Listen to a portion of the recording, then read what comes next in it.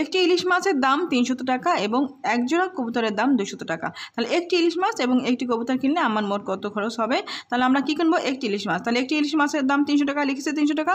এবং একটি কবুতর কিনলে তাহলে আমাদের এক জোড়া কবুতর মানে এক জোড়া সমান দুইটি কবুতরের দাম 200 টাকা। তাহলে একটি কবুতরের দাম কত? কি এই যে দুইটি কবুতরের দাম 200 ভাগ 2 হবে। 2 দ্বারা ভাগ করে আমরা কত পাবো? 100 পাবো। দেখো তাহলে 300 যোগ 200 তো ভাগ 2। আমাদের ভাগের কাজটা আগে করতে হবে কারণ এটা ফার্স্ট ব্র্যাকেট আছে।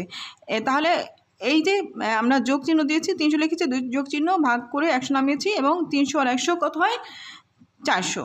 এবার দেখো একটি বাঁধাকপির দাম 25 টাকা এবং একটি কুমড়ার দাম 60 টাকা হলে দুইটি বাঁধাকপি এবং তিনটি কুমড়ার দাম কত? তাহলে একটি বাঁধাকপির দাম কত? 25 টাকা। আমরা লিখলাম 25 টাকা। আর এবং একটি কুমড়ার দাম কত? 60 টাকা। আমরা লিখলাম 60 টাকা।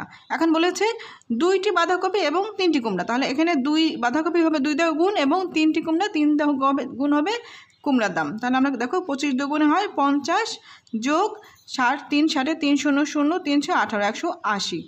50 আর 180 যোগ করলে হয় 0 0 যোগ করলে 0 হয় 5 আর 8 13 3 হাতে 1 1 আর 1 2 230 টাকা। উত্তর 230 টাকা।